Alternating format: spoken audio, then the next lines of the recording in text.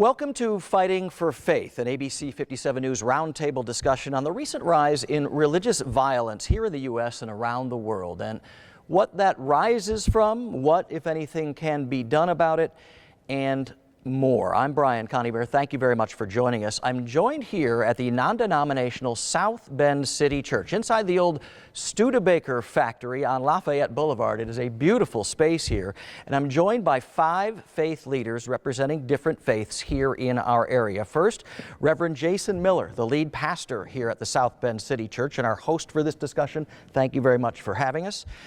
Rabbi Michael Friedland, he is at the Sinai Synagogue of South Bend. Thank you for being here, sir. We also have with us Reverend Gene Hope, pastor of the Grace AMEZ Zion Church in South Bend. Thank you for being here. Now, Imam Mohammad Sirajuddin, Islamic Society of Michiana in South Bend. Thank you for joining us.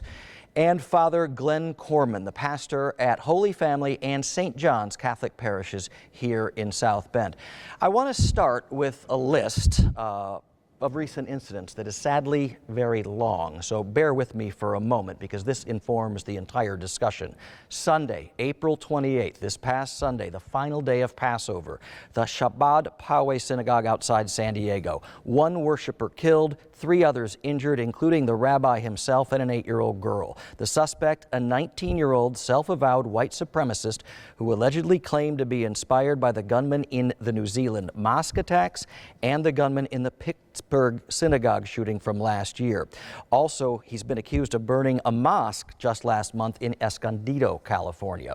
Easter Sunday, 1 week earlier, April 21st, in Sri Lanka, 253 people killed and 500 others injured in coordinated suicide bombings at 3 Catholic churches and 3 upscale hotels. The Islamic State of Iraq and Syria claiming responsibility, and one of the bombers was allegedly trained by ISIS in Syria.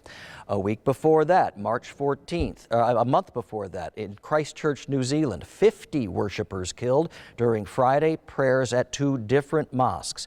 The attack streamed live on Facebook by the suspect, a 28-year-old Australian who had posted an 87-page anti-immigrant and anti-Muslim manifesto online. Louisiana, March and April, a 21-year-old suspect accused of setting fire to 3 predominantly African-American churches over a 10-day period. Thankfully, they were all empty at the time and no one was injured there. The suspect is the son of a sheriff's deputy and is now charged with arson and hate crimes. And then last October, in Pittsburgh, Pennsylvania, 11 worshipers killed, 7 injured at the Tree of Life Synagogue when a gunman opened fire during Saturday morning Shabbat services. The deadliest attack on the Jewish community ever in the U.S. The 46-year-old suspect facing murder and hate crime charges. He allegedly posted multiple anti-Semitic rants on social media. It's horrible to think of it, and it's even more horrible to think that's not a complete, definitive list. There are so many incidents that have been happening here in the U.S. and around the world. I want to start your reaction to all this. Reverend Miller, we're in your house of worship right now. What do these attacks on places of faith, houses of worship, say to you? A lot of things. I think a lot of us are really afraid. I think fear can be weaponized. I think we've got an environment right now in the world where the rhetoric that a lot of us are hearing is the kind of rhetoric that just empowers that. And I think it's also probably a contagion. I think the more that stuff gets seen, the more it creates new ideas. Rabbi Friedland, obviously condolences to the entire Jewish community for what happened in San Diego. What do you make of this? So I agree with the pastor. It's very frightening, and people are on high alert, and everyone is extremely anxious. And I would agree that a lot of it has to do with rhetoric. We talk about evil in the world. Judaism, one understanding within Judaism for the war between good and evil. I notice the name of the program is Fighting for Faith. I'm not sure that we're here fighting, but there is fighting in the world, and Judaism understands that the battle for good and evil happens within the human breast. So we have an inclination to do good, we have an inclination to do evil. The problem occurs for very enlightened individuals. They can remove that inclination to do evil, but for most of us, the goal is to control it. when we live in a world where our leaders don't feel the need to control that type of rhetoric and are comfortable expressing their own hatreds or biases openly, I think it gives freedom to people who've been may have tried to control these negative urges to come forward and to express them. And I think so that becomes so all of us become responsible for the type of violence that's occurring, because we all have to learn to tamper our own inclinations and to encourage others to do the same thing. Thank you. Pastor Hope, I love your last name, by the way, and I hope there is some hope in this discussion. What do you make of all this? I think it's a time for us to come together as we are now and talk and share and remember the love. That's the principle of Christianity, is loving God and loving others.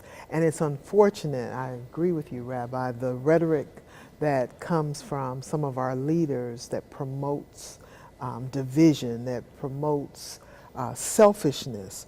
We have to say, he's not heavy, he's my brother. And so we've got to get back to that humane side of ourselves. We are all human brothers and sisters, no doubt about that. Imam, obviously it's happened at mosques. Some Muslims have been violent. What is your take on all this? You know, it's scary looking at the list that you just have read.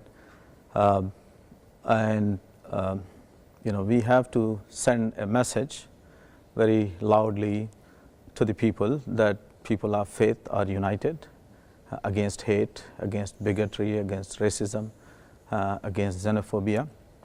And you know, our relationship as people of faith is greater than our differences. So we rise above our differences to bring together, you know, to be united as people of faith, but more than that, you know, we are brothers and sisters in humanity. So it is our responsibility to protect and defend and preserve the human rights and human dignity, you know, no matter, you know, who is the victim of violence and who is the perpetrator.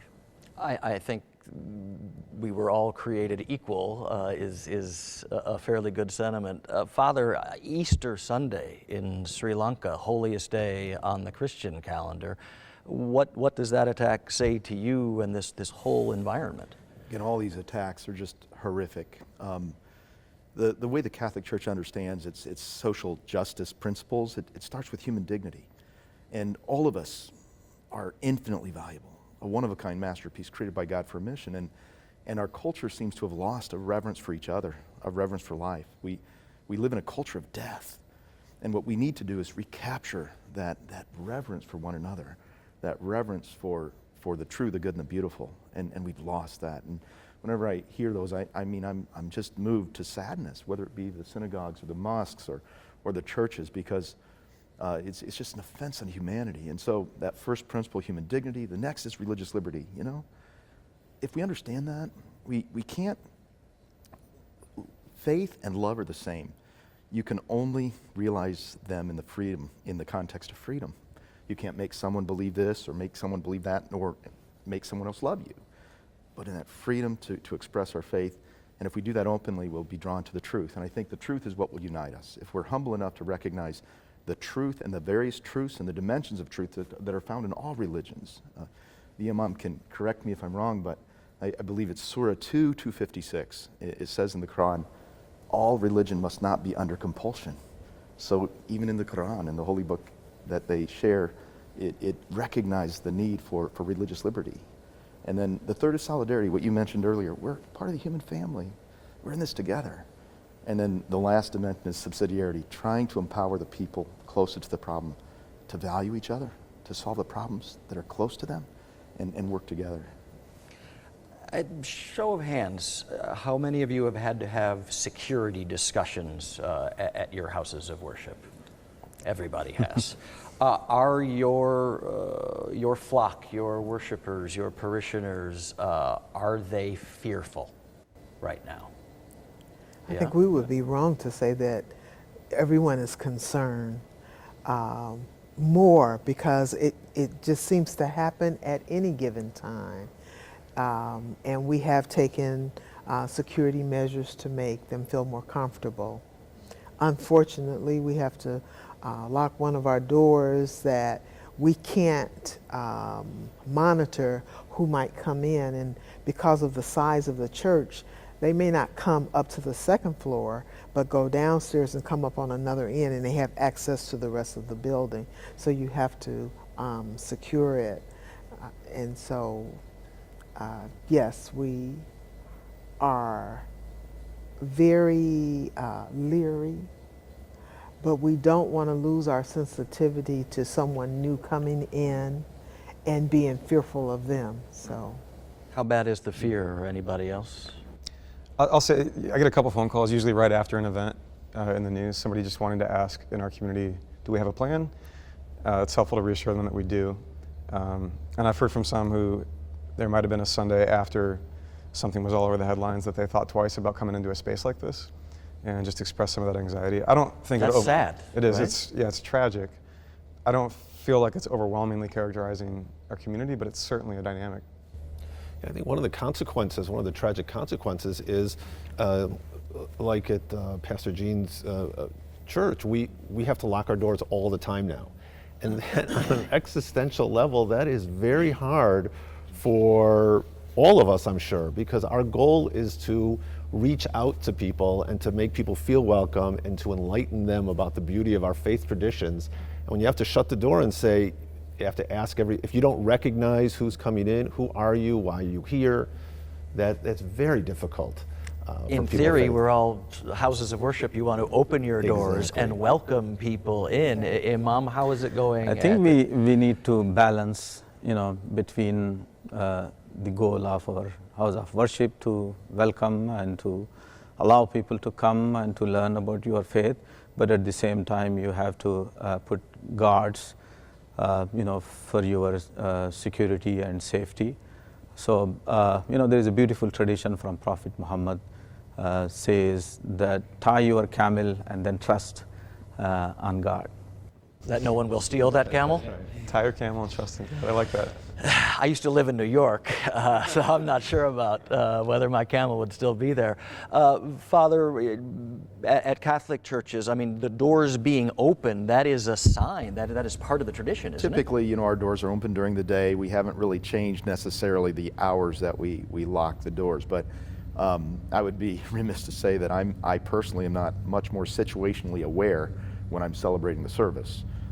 If I see somebody coming in, and I've had conversations with members of my community who might be law enforcement, and they too are much more situationally aware as they're in that worship circumstance and situation. I think, thanks be to God for those professionals that were at the Jewish synagogue that mitigated that response. And so, and again, to echo that though, that balance of having a trust in God and realizing how tragic and horrible it is to lose your life on Easter Sunday, right?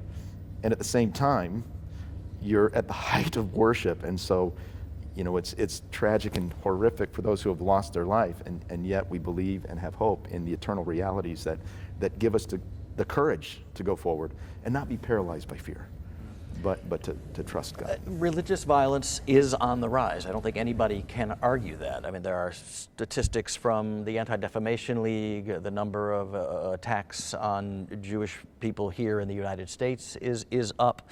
It's happening around the world. Why is this happening now? We touched on some of that leaders' rhetoric. Is social media playing a role? Is it easier to learn these hateful ideas? What do you make of that?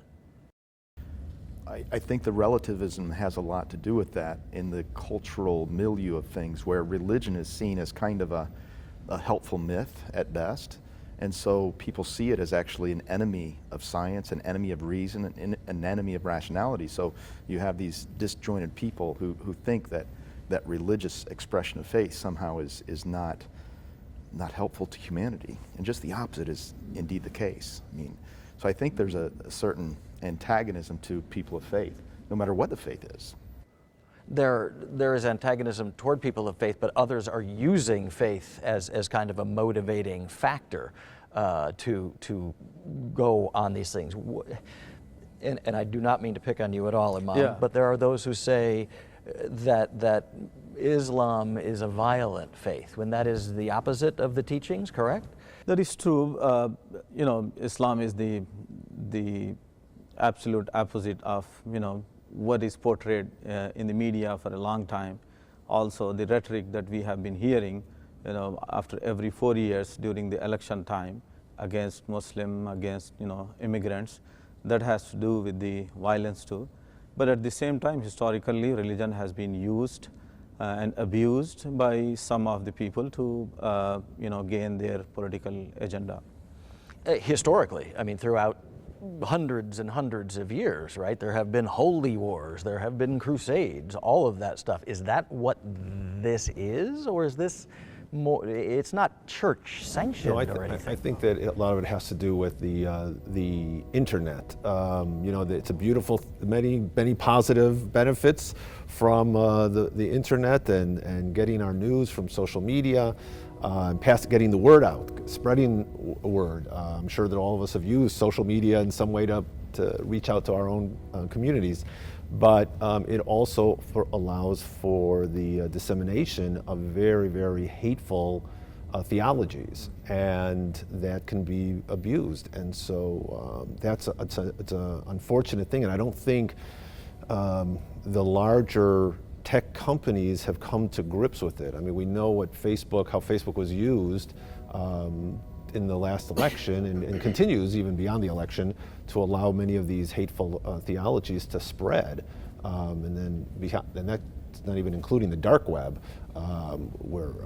so I think that's a part of it. That's a part of it. And I don't know if our legislative authorities are really coming to grips with it just yet, because people still don't understand the tech that well. Technology is advanced faster than the law. Exactly. There is something on Capitol Hill called the I got the actual name, but Domestic Terrorism Act of 2019. And the goal of that bill on Capitol Hill in Washington is to create a new dedicated Office of Domestic Terrorism at the Department of Homeland Security. Do you think that's a good idea? For a long time we have been just focusing on the foreign extremism and terrorism. And in that, now it is very clear that we have been making mistake just focusing on Muslim extremism and not paying attention to other, extreme elements in our own society. Also at the same time to the gun violence and gun culture and glorifying the violence in our society. So that has to be addressed too. So all these elements, and also for last 20 years we have been seeing that Islamophobia was the focus and attention of our media, demonizing Islam and Muslims. And that has become an industry where $200 million invested just to demonize and dehumanize Muslims. Now we see that it is not only Muslims. There are other people who belong to other faith traditions. They are also violent, and they also commit the acts of violence in the name of faith. So this this new phenomena makes it very clear that the extremism and violence exist in all faith traditions, but at the same time, the overwhelming majority of the followers of the faith traditions, they have to condemn, and they have to, reclaim their faith and, reach out to the people that faith is to connect you with God and to bring peace in your life. And that is the purpose of, having faith of any tradition. This Office of Domestic Terrorism would monitor white supremacists and far-right extremists. We've seen church burnings in Louisiana. That is something that we thought we were past. What is that? Certainly, and it just brought up past fears, past hurts. You know, the civil rights movement was several years ago when you saw church burnings and unfortunately the African American community at large seeming to be attacked. But I think we need to also focus on the family or the lack thereof. I think we need to get back to teaching children to really love one another and not have hate. You know, if we left children alone when I was growing up, I don't want to date myself, children will just play with each other. And they don't care if you go to church or if you, or what church you go to, or if you're Catholic. They just enjoy the activities that they're doing. And then they want to invite their friends into the house and they share cake together. That's not happening today. So on that very special segment that's lost, you have individuals growing up insecure or feeling a sense of power is by perpetrating hate. And it's not the faith at all, it's the individual. So we need But to they're get back. using faith. Yes. The rabbi had noted earlier about that tension within us, and it reminded me of a little story of a little girl. She said, "Father, why do we have war?" And I said, she was like 7 or 8. I said, "Do you fight with your brother?" And she said, "Oh." So we have these internal animosities that are there. And what faith does, it helps us become aware of who we're called to be, you know, and we see each other as brothers and sisters. And the deeper we can latch onto that reality, again, it goes back to what I said earlier about the reverence for each other, the reverence for life. And, you know, we see these dimensions of our society where we lost that. We don't respect, you know. There was a time 150 years ago when you could enslave a black person. Now, unfortunately, children are not respected in the womb either. And so we inundate this idea of this culture of death instead of just rejoicing and celebrating in the value of life. I've heard some agnostics, maybe atheists, say, you know, if this God exists up there, whatever you call him in your particular faith, how could he allow these things to happen? What do you say to those non-believers who say, why would a good God who believes in, you know, peace and love and togetherness allow this to happen? Because of human freedom, he will not compel us to choose well. I heard this said the other day so well. God hides himself just enough so that people who don't look for him won't find him. But if you seek him, you will know him. And he doesn't want us to be automatons. He has to preserve human freedom. And that's the beauty of it all.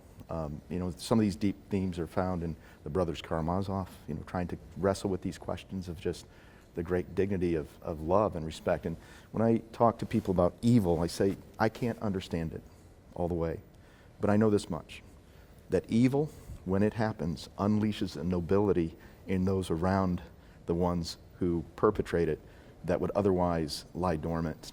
It just unleashes a nobility in humanity to where we come to each other's aid, where we reach out and we say prayers for our Jewish brothers and sisters, for the Muslims who have been slaughtered as well.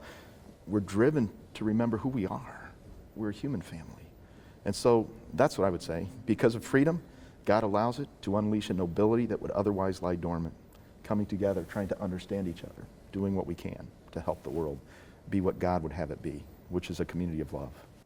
Anybody else thoughts on that subject? I mean, I think we're mostly here to find common ground. I will say, my experience of Christian tradition, I haven't found great answers within it, but I've found a divine solidarity within it. The way we understand the story of Jesus is God actually suffering with us. That's been an important piece of my own sort of reckoning with all of that. Again, it's not so much an answer as it is maybe a faith experience to find God in the suffering there, but it's been profoundly meaningful for me in my own experiences of suffering to reflect on that.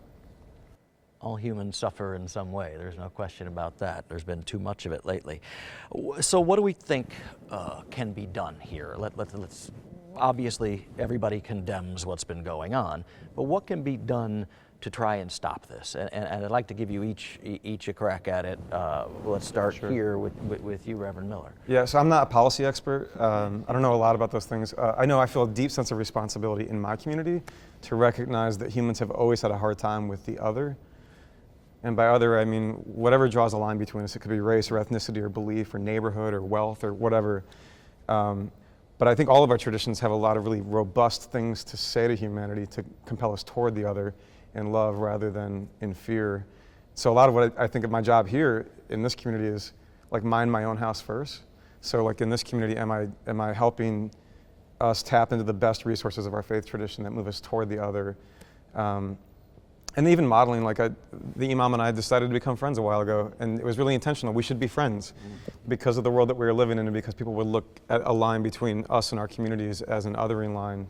And so when we text and we pray for each other, I try to tell my community, I want you to know we're praying for our Muslim neighbors today because of what happened. Just trying to model some of that. I think helping our people move toward each other is really important. Rabbi?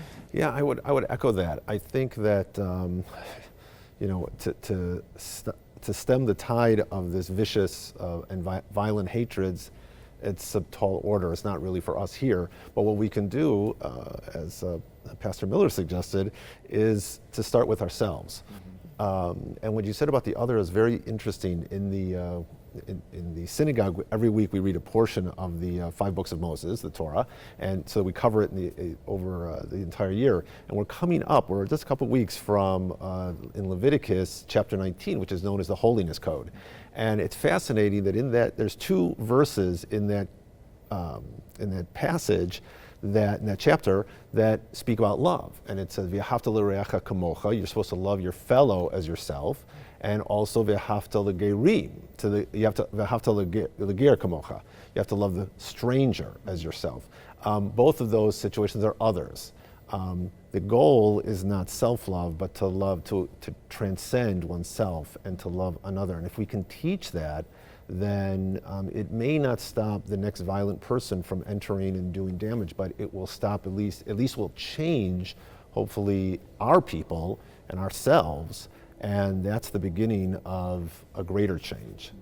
You have to start somewhere. You got to start somewhere, and it has to start with us. And as long as we don't get caught up in the hatred that's expressed to us, so that we reflect it back, then I think that that's a positive. Pastor Hope? I think we overcome evil with good. And also that the passage of scripture that comes to mind for me is, if my people who are called by my name will humble themselves and pray. So first the church, the Christian or the community of faith has to be intentional in seeking God's wisdom, how to live with one another. And then once we are doing that, to also encourage our political leaders to take a closer look at these gun laws. We would be amiss to say that the availability of a handgun is just too loose, and it helps perpetrate evil. If I can't get a weapon to attack, you know, that would cut down on the acts that happen themselves. And leaders in New Zealand, right after the attacks there, changed laws and tried to get semi-automatic weapons out of people's hands. That doesn't seem to happen in the U.S. But even the strictest gun laws in Chicago's, they have the worst violence. So we really need to change hearts more than anything else, because the criminals won't obey laws. That's the problem. So the law itself doesn't seem to be all that fruitful. It's the heart you need to change. And certainly we need reasonable laws, but the criminals, that's the problem. They're criminals. They will get the guns. And so we just need to try and change hearts, I guess. Sorry to interrupt. No, that's okay. Imam, what do you think can be done? I would say again that we should send a message that we are together in defending our places of worship and in preserving the sanctity of life. We cannot be divided by the violence and the hatred that is perpetrated by some of the people who claim to be Christian or Muslim or Jewish. Also, we have to reach out and educate our communities, our neighbors, and show what is the purpose of our faith, and show love and how we can bring peace in our communities, in our families, and in our neighborhood. Final question, I think, what would your message be for your followers or followers of any faith, agnostics, atheists? What would you say to them? What actions could they take in their community to try and help stop this around the world? What would your message be? Pastor Hope, let's start with you. Often I think someone always knows the perpetrator. Something has been said, or a note or clue, and we have to stop being silent. And even if it's a little thing, share it with someone else that can probably circumvent the mass attacks that have happened. Somebody knows something. Always. It's not isolated. It's always after the fact. Someone's like, he was acting strange. He did say he doesn't get along with. They're not invisible, is my point. And so we have to stop being invisible. Rabbi? I think I'm with Pastor Hope on this one. I would encourage my congregation to fight for stronger gun laws because I think that I'm willing to try gun laws and very strict gun laws and see if that works, and then we'll determine if it's the criminals who can still get them. But the other part I would say is a message of hope, of continued hope. And faith. That is, there's a teaching by a spiritual master, Rabbi Nachman, who taught that the world is a very narrow bridge, but the key is not to be afraid. And so not to be afraid and to be willing to come and continue to be comfortable and proud Jews and stand up for your faith and be involved in your synagogue life and not be afraid to express your Judaism publicly is very, very important, and not to hold back because, I don't know what somebody's going to be thinking now. So that's what I would encourage them to do. Don't want to be scared out of your faith. Exactly. Yeah. Imam, what would you say to folks out there, whether they're Muslim or anybody else? I would say that say if you see something in your communities, if there are people who are weak and sick, they might be going through some thing in their life, and they might do things that might hurt other people. So it is always look for any clue that somebody is acting strange, and share that information with the with your leadership and with the law enforcement as a faithful citizen, and it is going to be good for your community and for your city, for your because violence has hurt we have people's seen that, perception of other people, Islam. Yeah. So it is very common, and no matter what, there might be some individuals who are sick, who might have problems of their own. They might take this as an excuse to thinking that they are doing any favor to their faith, to their race.